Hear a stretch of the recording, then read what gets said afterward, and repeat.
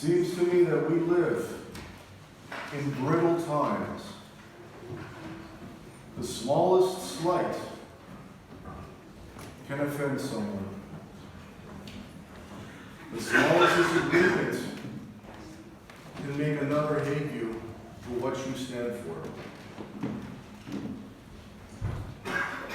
And some of these slights may be perceived along their beliefs and their views.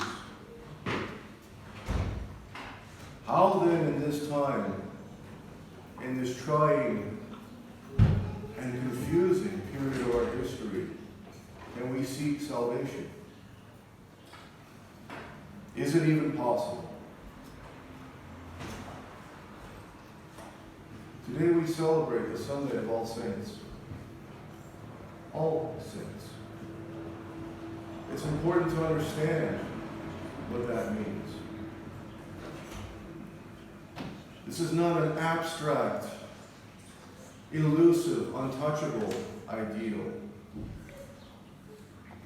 For these saints were kings, and they were paupers. These saints were monks, and they were lay people. These saints were married. They had children. And those who maintained their virginity throughout life. They were educated, and they knew not how to read. They lived in cities. They lived in towns. They lived in desert caves. They were rich, and they were poor. They endured revolutions. They endured wars. They endured persecutions. And they were saved. Brothers and sisters, they were us. These saints walked the same paths that we walk, the same lives that we have, the same hopes and dreams that we pray for. And now venerate them as those that achieve greatness. The icon we have in the middle is perhaps one of the most unique in Christendom. Not this specific one, but every icon of all saints is such. Because instead of depicting a static event, for example, of Christ's life that captures the moment and the essence of the holiday, this icon, every single year, grows larger.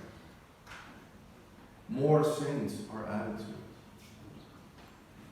And not only those that we venerate and are consecrated within the church and recognized by the church, but as we heard in the epistle today, these are saints that we know not where they are or who they are. Indeed, we might walk through Nova Diveva, through the cemetery, and not know that somewhere amongst there are saints laid to rest. And that sainthood comes from following Christ. As Peter said, we gave away everything and we followed you in the gospel today. What does that mean to give away everything? To give your entire whole heart to God, your whole soul to His guidance and to His support. And that was the example that Christ made of the young rich man who balked when Christ said, "Give away everything and follow me."